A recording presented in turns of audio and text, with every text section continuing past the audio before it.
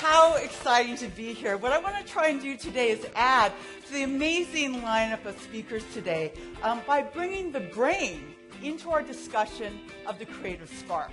And I want to do that by telling you about some of the newest research that I've been doing in my neuroscience research lab at New York University, asking the question, can aerobic exercise, that is, can going to the gym actually improve your learning, memory, and cognition?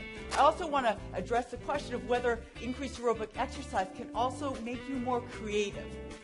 Now, I remember the day that I realized I wanted to become a neuroscientist. I was a freshman at UC Berkeley, and I was taking a freshman seminar class with just 10 or 15 of us called The Brain and Its Potential, taught by Marion Diamond. She was standing at the front of the classroom, and up there at the front she had this beautiful hat box. And with her gloved hands, she opened that hat box, and out she pulled a real, live, fixed human brain. Now, it was the very first time I'd seen a human brain, and what she told us was that what she was holding in her hands was the most complex structure known to mankind. It's the only structure that can think about itself. And one of the most amazing things about the brain is that it can change as a function of the environment. It can learn, it can grow. And I thought that was the coolest thing I'd ever heard in my whole life. And I didn't know it that day, but that idea of the brain and its potential and what's called neuroplasticity, the ability to change as a function of the environment, was going to become my life's work in science. And that's what I want to tell you about today. So I started out studying a structure in the brain called the hippocampus, really important for long-term memory. But more recently, I've become interested in how exercise can actually improve our learning, memory, and cognition. And I got interested in that not because I read a paper or went to a talk. I went to the gym. When I turned 40, I decided I wanted to get in the best shape of my life, and I went to the gym. And the class that I found that kept me coming back to the gym on a really regular basis was a class called Intensati, developed by this amazing fitness instructor named Patricia Moreno in New York City. Now, Intensati is unique because it takes physical movements from kickbox, dance, yoga, and martial arts, but the unique part is that it pairs each physical movement with a positive spoken affirmation. What do I mean by that? So in Intensati, we don't just punch, we say, I am strong now, and the class says it back to you. So what happens is that you not only get that great aerobic exercise, but because you're speaking out, you actually get an increase in aerobic output, and it makes you feel great. So the bottom line was I got in great shape, but there were two amazing benefits that I noticed. One was that I had this amazing motivation. I felt like $1 million after I came out of this class, and I couldn't wait to go back. And I thought, my gosh, Patricia Moreno is an amazing teacher to instill that kind of motivation. And then I thought, well, wait a second, I'm a teacher. I wonder if my students feel that way after my neuroanatomy class. I'm going to come back to that in a second. The second amazing benefit was that when I went back to work, when I started doing Intensati, I was writing a lot of grants. And I noticed that as I got more regular with the workouts, my writing got easier. I was able to make associations better. I was able to focus better. And I thought, this is amazing. I want to look at the neuroscience literature to understand what's going on. And I looked at the literature, a lot of new studies coming out, as well as looking at some of the older studies that had led to our current understanding. And when I looked at those, I found a very familiar name. That name was Marion Diamond. So she was not only my undergraduate advisor, but she was a real pioneer in neuroscience research and really one of the only women working in this field back in the late 1950s and 60s when she discovered that when you raise rats in what she called an enriched environment, with lots of toys to play with, lots of other rats to play with, and they run around a lot, and you compare their brains to rats raised in what she called an impoverished environment with no toys, just a couple of rats in a small box. what you can do is measure their brain. You measure actually the thickness of that outer covering of their brain called the cortex. And what she found is that the rats raised in enriched environments had cortices that were actually thicker. Their brain grew as a function of this enriched environment. And later studies showed that exercise, the increased exercise that those rats were getting because they were running around a lot more, was a big factor in that brain change. So I thought, okay, this is an area that I really want to get to know. And as a professor, the best way to get to know a topic area is to teach a class. So I decided I'm going to teach a class at NYU called Can Exercise Change Your Brain? And I decided because I got inspired to do this because of exercise, I thought, wouldn't it be great if I could bring exercise into the classroom and not only teach students about what exercise is doing to their brain, but also teach them, kind of have them experience what exercise felt like. So I thought I could do this. So I decided to go to the gym, and of course I loved Intensati. So I became a certified Intensati instructor and a certified fitness instructor. I could tell you, oh, it was so hard. You know, I was teaching classes, I was running grants. But the truth is, it was so much fun. It was really fun because I got to learn a whole new way to move, a whole new way to motivate students. And at the same time, I stayed in great shape. So there was nothing better. So I had this class. I was going to teach an hour of aerobic exercise. I trained for 6 months to be able to teach in front of this class. I'd never done this before, but I thought it'd be fun. So teach an hour of aerobic exercise, an hour of Intensati, followed by an hour and a half lecture on the effects of exercise on the brain. But then I realized I had my first study right there. My students could be my subjects in my first study. All I had to do was test them cognitively at the beginning, at the end of the semester, and compare their performance to a class that didn't exercise and ask whether, in fact, exercise could improve their cognitive performance. So that's exactly what I did.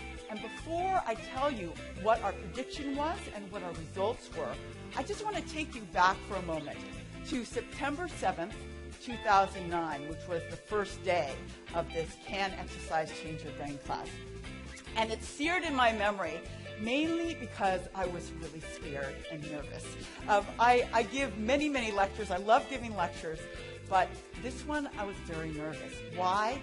Because my goal was to actually try and inspire these kids to love exercise in the way that Patricia Moreno inspired me, but also inspire them to love neurobiology and the brain and plasticity the way that Marion Diamond inspired me.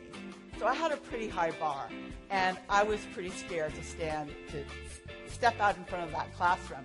But I have to say, I think the students were a little bit scared too. They'd never come to a class where the instructor came in workout clothes. They'd never sweated in front of their professor. And I got a lot of nervous laughter when I told them that they were going to have to say positive affirmations. No, not say, yell positive affirmations in class. But I have to say it was the most memorable first class that I've ever taught. The students really got into it. Okay, there was a little bit of nervous laughter and a lot of giggling, but they really got into it. They were shouting the affirmations. They were really going all out in the workout. And the best thing is that motivation and that inspiration oozed over into our our lecture part, and they remained engaged, asked lots of questions. It was a fantastic first class and a fantastic semester. So what did we find? So our prediction goes back to that structure that I said was important for long-term memory, the hippocampus.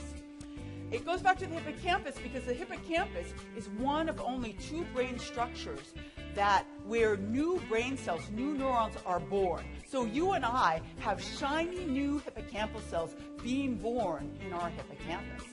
But the cool thing is that experimental studies in animals have shown that increased aerobic exercise can actually enhance the birth of those new hippocampal neurons and make them live even longer.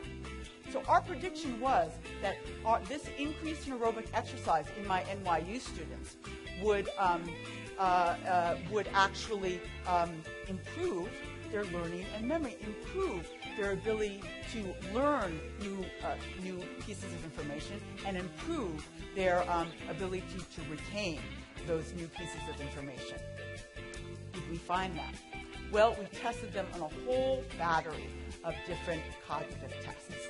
And what we found was one significant improvement in my class. And that improvement was in the ability to encode new long-term memories. What task was that? It was a complicated task. It was actually a quite difficult task. Students were given a really complex geometrical image. It was like an Etch-a-Sketch image. And then after a delay, they would have to discriminate between that Etch-a-Sketch image and one that looked very, very similar to it. My students got significantly faster at identifying the correct image that they saw before. So they're able to separate out things that are coming in your memory. For example, you're meeting lots of new people here today. And so you might be better if you exercise and come to my class at differentiating between the faces of different people that you meet today. So that's a very, very useful thing to be able to do. So is this new? What is new about this? Well, it's new and exciting because, I have to say, we are certainly not the only people. My lab is not the only lab interested in the effects of exercise. But the majority of the work has been done on looking at the effects of exercise in the elderly population. Why? Because cognitive decline is a major health issue in the elderly. Not to even mention Alzheimer's disease. The exciting news in the elderly population is that increased aerobic exercise has clearly been shown to improve cognition. So that's great, but the idea there is that there's decline already, so you have a little bit of room to see improvement. What about my healthy, young, very smart NYU neuroscience majors? They're at the peak of their cognitive abilities, as are you and I. Could exercise actually help us? Our studies suggest that yes, they can. Now, we're not only interested in in learning, memory, and cognition, but there's a really exciting link to the topic of today's conference, that is creativity. And that comes from one of the newest directions of study of the hippocampus. We've known for a very, very long time that exercise can improve, that the hippocampus is important for long-term memory. But recent studies have suggested the hippocampus is also important for creativity and imagination. Why? Because because patients with hippocampal damage have significant impairments in being able to imagine new situations. So we ask a patient with hippocampal damage, describe for me a tropical beach scene. They've never been to a tropical beach. They have they can't barely say anything about sand or water, whereas the control subject would be able to tell you about the white sand and the corona in their left hand with the umbrella in it, all these different details. So the idea is that hippocampus is not only important for putting new associations in mind that help you remember the events like this in your past, that will be in your past, but also important for putting new concepts together in unique ways, the basis of both creativity and imagination. So what we want to do, if we haven't done this, is to look at the effects of exercise not only on learning and memory, but on increased creativity as well. So what's the bottom line here? The bottom line is simple. Increased aerobic exercise can improve learning, memory, and possibly creativity. What's more to know? Everybody wants a magic pill to get smarter. Well, this isn't a pill, and it comes with a lot more sweat than a pill, but it can help you. It's free. It helps you every day. And our goal over the next 10 years is trying to figure out exactly how that's helping you, what exactly is changing in the brain. So I only have one question for you. Who wants to go to the gym? Anybody? Okay, great. Thank you.